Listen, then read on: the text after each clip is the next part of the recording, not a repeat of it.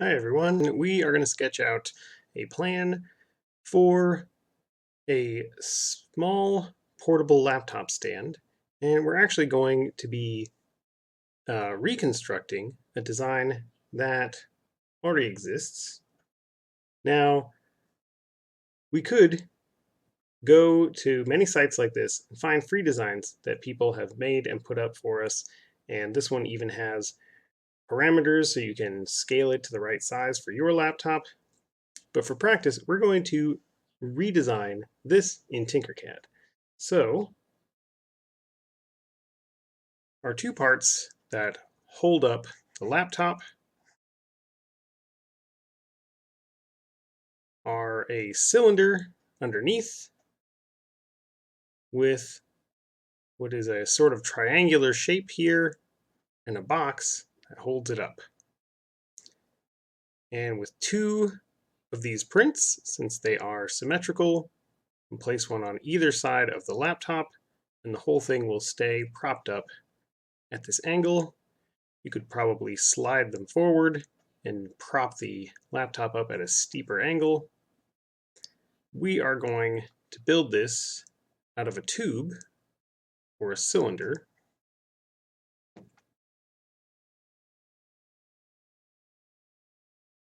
We're going to need to overlap a triangular shape,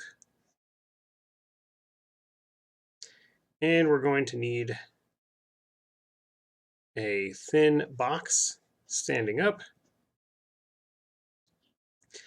And then we're going to need some holes to trim the point off of our triangle, as well as make an empty space in here, since we want to remove any excess material so that we don't have to print one large solid piece. For this, we'll make it faster to print and make it take up less plastic.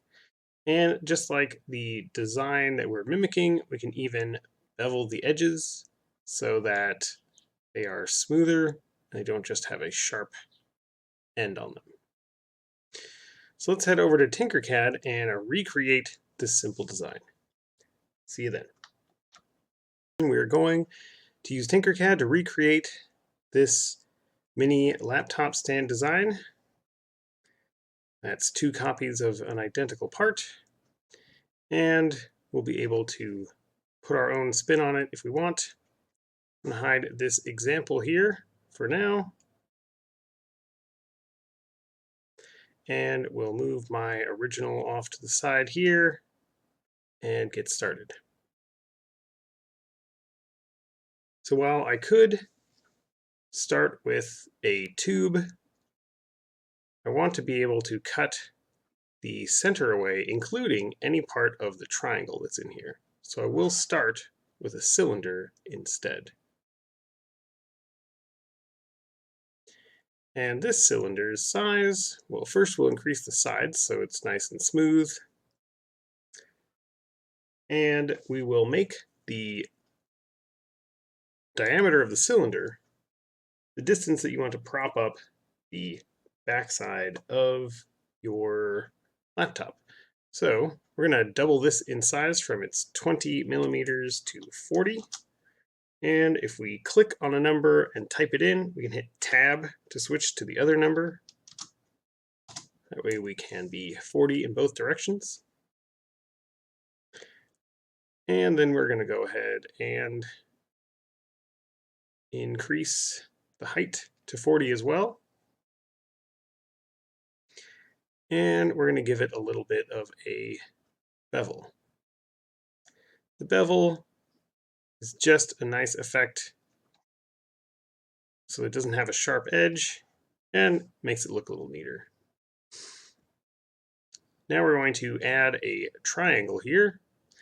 And while there are some triangular shapes, I could use the roof shape and turn it on its side.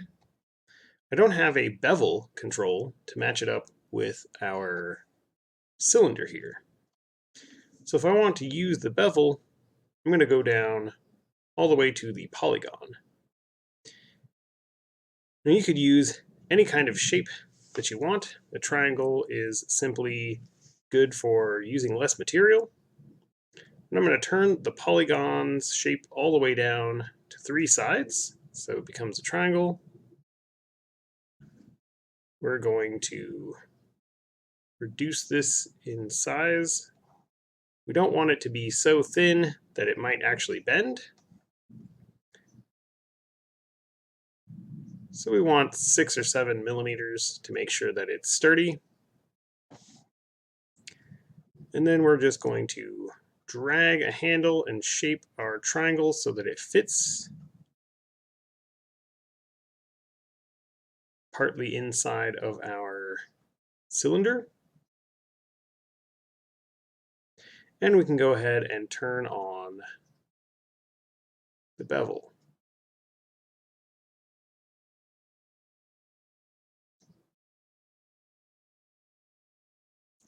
We can look at this from below and zoom in using our F key to see if the bevel is matching up on the bottom here.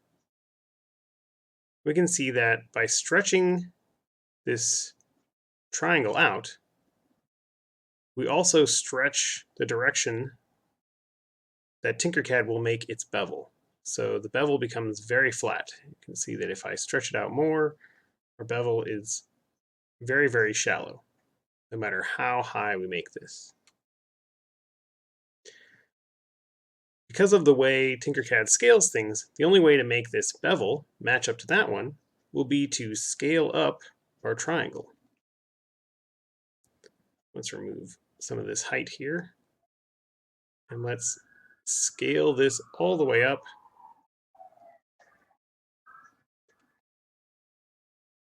until our bevel matches the bottom.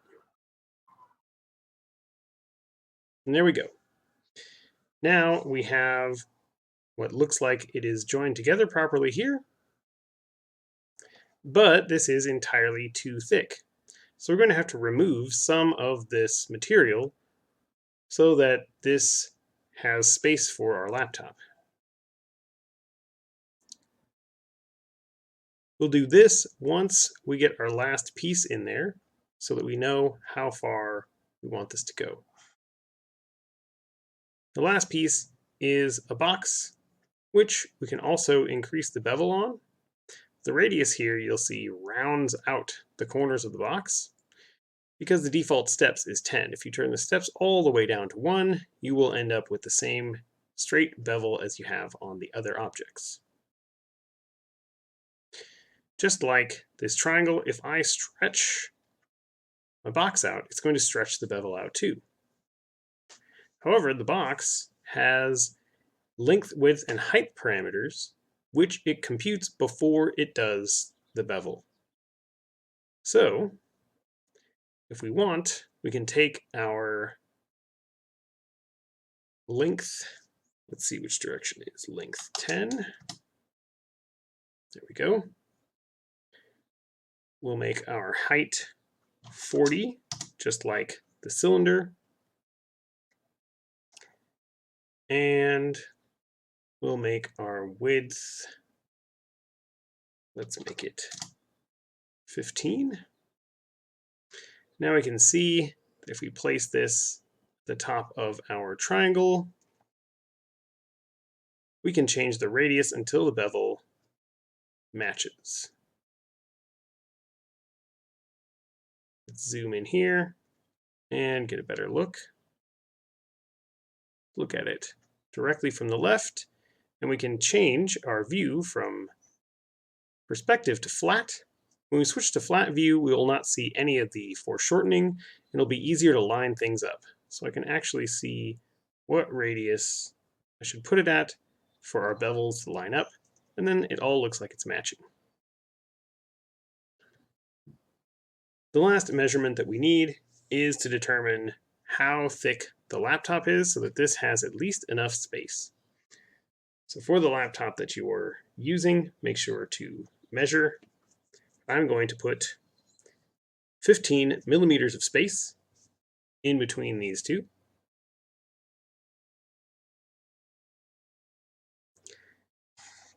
And I'll measure that by simply making a box 15 millimeters wide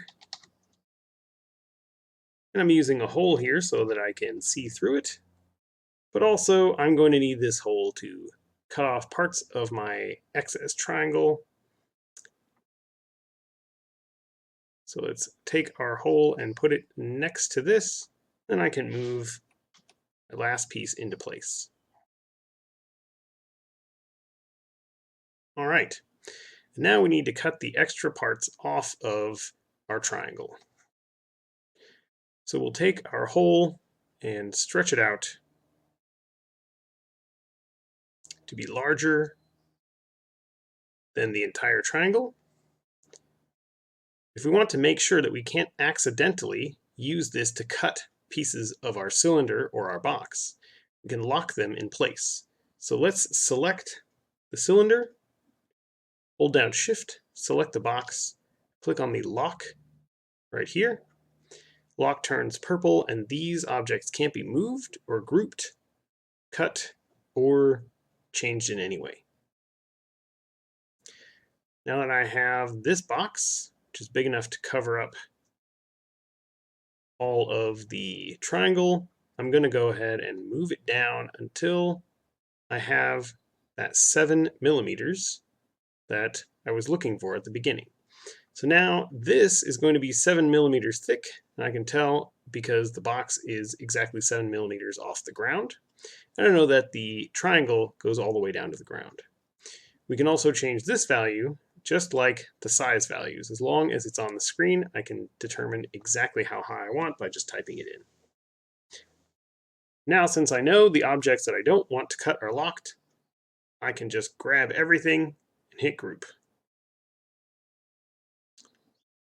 So far, so good, but the shape doesn't look very clean because of this extra point coming off the side here. It wouldn't get in our way, but I don't like the look of it, so I'm going to use another box to remove it. We'll use the same trick and just group it again. You can group things as many times as you want, removing parts or adding them. Just remember that when you do group something, it will add a stack onto the groups. So if I take this shape and I ungroup it, I only get the last box that I just grouped. But if I select this shape again, you can see that it is still a group, which means I can ungroup it again and get the previous cut that I made. Now, if I were to select everything at once and group it, we have made both of those subtractions in the same group. So if I ungroup it again, we'll see both of these cubes. It works the same either way. It just pays to remember how many times you group something. If you want to go back in and change it, that's how many times you're going to have to ungroup it. So let's put them back in a group so that my shape is correct. We'll make our last cut. We're going to go ahead and remove the center of this so that we don't have so much material in there. And I'm going to increase the number of sides so that it's smoother. And we'll hold down Shift and scale our hole up. Looks like we've made it a little too big. We'll make it taller, dragging this. And then looking at it from the top, I can line it up perfectly. And we'll shrink it down until there is a significant amount of wall there, so this is strong. And because I have this lined up, I can eyeball it and get everything sort of in the middle. But if I want everything to be perfectly in the center so that this is a symmetrical object, I'm going to want to use the Align tool. Before I do that, I want to make sure that I can move all of my locked objects. So I can select an individual object that has a lock on it and click on the purple lock to unlock it again. But if I have a lot of objects and I don't know which one might be locked, I can select them all. And then if we just hit lock and unlock, everything will be unlocked. Now even the cylinder is unlocked and we're ready to change them. I'm going to go ahead and select everything at once. And then before I group them, I'm going to go to the Align tool And now we have our alignment handles. I'm going to click on the center here. Now the box, triangle, and both of these cylinders have been lined up exactly in the center. So we have a symmetrical design. We can see that our hole is going to cut all the way through to the bottom, including removing this part of the triangle that's hidden inside. So now we can go ahead and click on Group, and we have our final shape. And you can try this out with different shapes for your stand. Use some kind of design to cut out the inside for fun, and make this any kind of size to hold up any kind of laptop. Next, we will set this very simple piece up for print. I'll see you then. We are going to set up our mini laptop stand parts for print. And since for this to function, let's unhide our examples here, we are going to need two identical parts that can be placed on either side of the laptop and then easily pocketed when you don't want them to stand. We're going to select our object here, and we're going to hit export. And since I have some other examples in here, I want to make sure that I hit only the selected shape, and we'll create our STL file. Then we're going to head over to Cura for slicing. We'll open up our mini laptop stand here, and double check that everything looks good about our part. You can see that it has a surface that is touching the floor, which is highlighted blue, which is great. It means I don't need some kind of adhesion. It's going to stick to the floor by this surface. We only have two surfaces that are highlighted in red, meaning that they face downward at an angle that the printer thinks might need support. Now, we can see that all of the other angles seem okay, according to the slicer. So these might be just steep enough that it thinks they need support. If we put support here, it's going to try to print a few lines underneath it to hold this slope up. I don't think it will be necessary. So we will take a look at the slices. We can click on Preview here. And then we can slide our slider down to get all the way down to the bottom. We can see that on our first layer, we're going to have everything adhering to the ground. Our red line is our outline, inner walls are in green, and top and bottom solid sheets are in yellow. In order to make a solid sheet, the printer has to draw lines back and forth diagonally, like you were filling in some shape with a very sharp pencil, since we only print with very, very thin lines. So as we go up, it's going to make the bottom solid by drawing lines in opposite directions, overlapping, so that it creates a very sturdy sheet at the bottom. On the inside, we are going to fill this whole space in with the infill, which by default is at 20%. And we're using a cubic grid here. And this is going to provide strength for our part without having to fill it in with a ton of plastic. Now, if we wanted it to be even stronger, we'd increase the amount of infill even all the way up to 100, where it would be filling in every layer as if it were the top and bottom layers.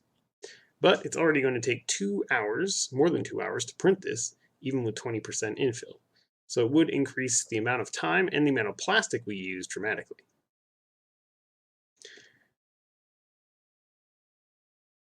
Now, since we are printing this and it needs 2 pieces, we can go ahead and make a duplicate inside of this, since we know it will fit on our much larger print bed.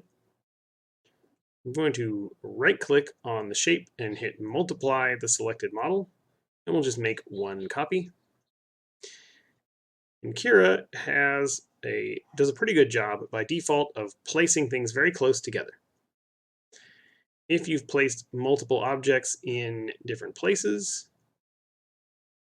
let's go back to prepare so we can see this better. You can right-click and select Arrange All Models, and it will try to stick them in the center and put them very close together. The reason is that we don't want to force the printer to move very far in between objects. So as we slice this, and we look at our preview, our entire print is going to take 4.5 hours. So 2 parts twice as long. Nothing surprising there. But we could always print this twice in separate goes if we want to only print for 2 hours at a time. And lastly, I'm going to zoom in and check on those few red surfaces. Oops, looks like I accidentally moved it. Let's slice it again.